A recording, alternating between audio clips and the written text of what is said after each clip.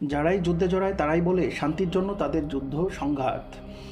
যুদ্ধ যেহেতু শান্তির জন্যই, তাই আধুনিক সভ্যতা যুদ্ধের কয়েকটি নিয়ম নীতি তৈরি করেছে।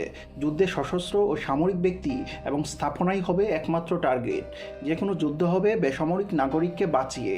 বেসামরিক স্থাপনা, বিশেষ করে হাসপাতাল, উপাসনালয়, শিক্ষা প্রতিষ্ঠান, প্রাণ প্রকৃতিতে হামলা করা অপরাধ বলে গণ্য হবে।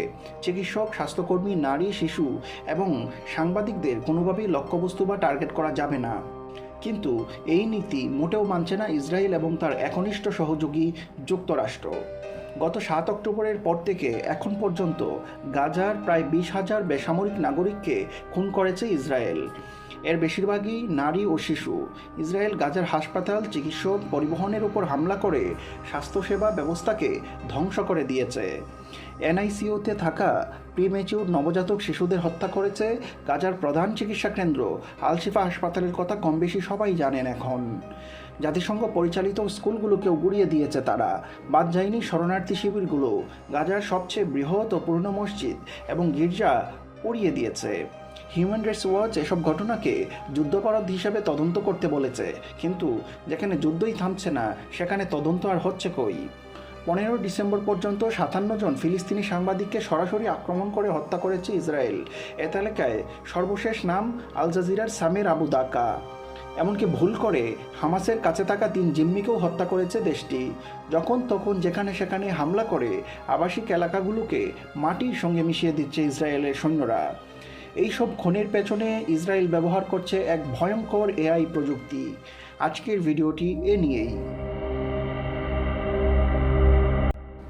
গাজায় হামলার লক্ষ্যবস্তু নির্ধারণে ইসরায়েলের প্রতিরক্ষা বাহিনী আইডিএফ কী পদ্ধতি অবলম্বন করছে এবং তাদের এই নির্বিচার বোমাবর্ষণে কৃত্রিম বুদ্ধিমত্তার ভূমিকা কী তা নিয়ে ইসরায়েলি গোয়েন্দা সূত্র, আইডিএফ এবং এর অবসরপ্রাপ্ত কর্মকর্তাদের বরাত দিয়ে প্রতিবেদন প্রকাশ করেছে গার্ডিয়ান, আল জাজিরা সহ কয়েকটি আন্তর্জাতিক গণমাধ্যম। এসব সাম্প্রতিক প্রতিবেদনে উঠে এসেছে ভয়ঙ্কর তথ্য। নিত্য নতুন প্রযুক্তি ব্যবহারের দক্ষতার জন্য ইসরায়েলের বেশ নাম রয়েছে। 2021 সালের মে মাসে গাজায় 11 দিনের যুদ্ধ শেষে ইসরায়েলের কর্মকর্তারা বলেছিল এটি তাদের প্রথম এআই যুদ্ধ। এই যুদ্ধে তারা যান্ত্রিক ভাষা ও উন্নততর গণনা কৌশল ব্যবহার করেছিল। এইবার হামাসের সঙ্গে চলমান যুদ্ধে কৃত্রিম বুদ্ধিমত্তাকে আরও বড় পরিসরে ব্যবহার করছে আইডিএফ। হামলার লক্ষ্যবস্তু শনাক্তকরণের জন্য তারা দ্য গসপেল নামের একটি এআইকে ব্যবহার করছে। যুদ্ধে ইসরায়েলের বড় খেলোয়াড় হয়ে উঠেছে এই গসপেল।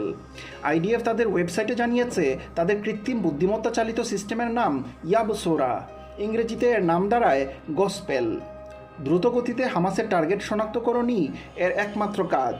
এটি হামাস সদস্যরা কোথায় রয়েছে তার নির্দেশনা দিয়ে যেতে পারে এবং সে অনুযায়ী টার্গেটকে শনাক্তও করা যায়।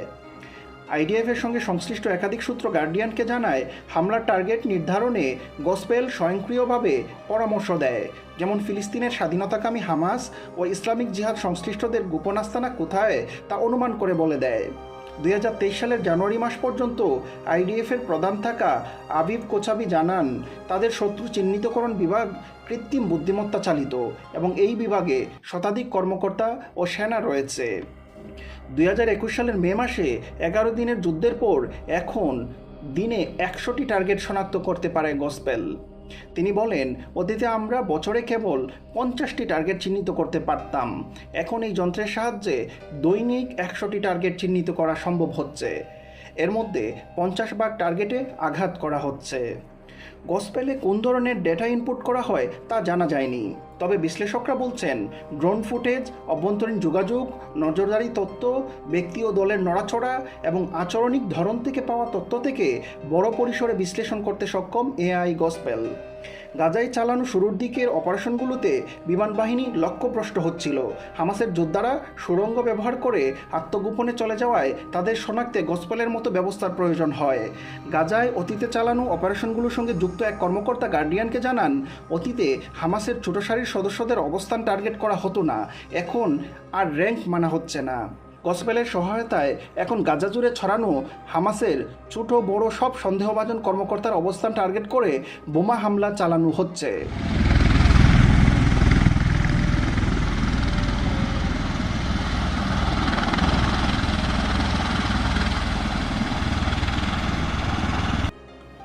আইডিএফের টার্গেট ডিভিশনের একজন সিনিয়র অফিসার বলেছেন, হামাসের সঙ্গে সম্পর্কিত অবকাঠামোগুলোতে হামলার পাশাপাশি বেসামরিক নাগরিকদের যেন ক্ষতি না হয় তা খেয়াল করা হচ্ছে।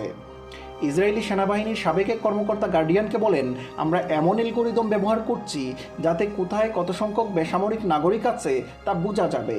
এটি ট্রাফিক সিগন্যালের মতো সবুজ, হলুদ ও লাল সিগন্যাল দেয়। কিন্তু এআই বিশেষজ্ঞরা গণমাধ্যমকে জানিয়েছেন, এআই ভিত্তিক এই ব্যবস্থাপনা নিখুঁত লক্ষ্যভেদের মাধ্যমে বেসামরিক ক্ষতিসাধন কতটা কমাতে পারবে তা নিয়ে তারা বেশ সন্দিহান।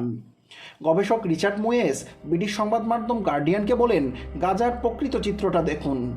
ভারী বিস্ফোরক দিয়ে বিস্তৃত শহরতলিকে একেবারে গুড়িয়ে দেওয়া হয়েছে। নভেম্বরে আইডিএফের দেওয়া তথ্য থেকে জানা যায়, যুদ্ধের প্রথম ৩৫ দিনে ইসরায়েল গাজায় ১৫,০০০ টার্গেটে হামলা চালায়, যা অতীতের অপারেশনগুলোর চেয়ে অনেক বেশি। ২০১৪ সালে চলা ৫১ দিনব্যাপী যুদ্ধে আইডিএফ ৫ থেকে ৬,০০০ টার্গেটে হামলা করেছিল। হামাস বা ইসলামিক জিহাদের কোনো সদস্যের বাড়িতে হামলা চালালে কী পরিমাণ বেসামরিক মানুষ মারা যেতে পারে, টার্গেট গবেষকরা সে সম্পর্কে আগেই ধারণা করতে পারেন। ২০২১ সাল পর্যন্ত আইডিএফে কর্মরত এক সূত্র জানায়, একজন ইউনিট কমান্ডার হামলার সিদ্ধান্ত নেন, যাদের কেউ কেউ হামলা চালাতে পারলেই খুশি। অনেক সময় কোনো কোনো টার্গেট নিয়ে সন্দেহ হলে এর বাইরে হামলা চালিয়েও বেসামরিক হত্যার ঘটনা ঘটানোর নজির রয়েছে। এআই ভিত্তিক সিস্টেম টার্গেট শনাক্তকরণ প্রক্রিয়াটিকে উল্লেখযোগ্য গতি দিয়েছে বলে জানিয়েছেন সংশ্লিষ্টরা। এক সূত্র গার্ডিয়ানকে বলেন, আমরা স্বয়ংক্রিয়ভাবে টার্গেটগুলো চিহ্নিত করি ও চেকলিস্ট অনুসারে কাজ করি। এটি আসলে একটি কলকারখানায় কাজ করার মতো।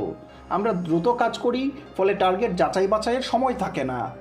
আমরা কতগুলো টার্গেট চিহ্নিত করতে পারলাম তা দিয়ে নিজেদের মূল্যায়ন করি। পৃথক আরেক সূত্র জানায়, গসপেলের সহায়তায় গণহত্যা কারখানা চালু করেছে আইডিএফ। তাদের মনোযোগ মানে নয়, পরিমাণে। প্রতিটি হামলার আগে মানব চোখে টার্গেটগুলো পরখ করে নেওয়া হয়, তবে খুব বেশি সময় পাওয়া যায় না। স্টকহোম আন্তর্জাতিক পিস রিসার্চ ইনস্টিটিউটের গবেষক ডক্টর মার্টা বো বলেন, মানুষ যখন দ্বিধাদ্বন্দ্বে থাকে তখন তার অটোমেশনের প্রতি পক্ষপাতদুষ্ট হয়ে পড়ার সম্ভাবনা থাকে, ফলে তার সিদ্ধান্ত যান্ত্রিক ব্যবস্থাপনার দ্বারা প্রভাবিত হতে পারে। মানবাধিকার সংগঠন আর্টিকেল 36-এর পরিচালক রিচার্ড মুয়েস বলেন, গসপেলের মতো যন্ত্রের উপর নির্ভরশীল হলে একজন কমান্ডারের হাতে কম্পিউটারে তৈরি একটি তালিকা ধরিয়ে দেওয়া হবে। কিভাবে তালিকাটি করা হয়েছে তা জানাটিও তাদের জন্য আবশ্যক নয়। টার্গেট নিয়ে কোনো প্রশ্ন উত্থাপন বা অনুসন্ধানের সুযোগও তাদের থাকবে না। তবে বিপদ হলো, কৃত্রিম বুদ্ধিমত্তা চালিত এমন সিস্টেমের উপর নির্ভর করতে গিয়ে মানুষ পরিণত হবে যন্ত্র চালনাকারীর চাকায়। তখন অর্থপূর্ণ উপায়ে বেসামরিক ক্ষতির বিষয়টি বিবেচনা করার ক্ষমতাও হারিয়ে ফেলবে।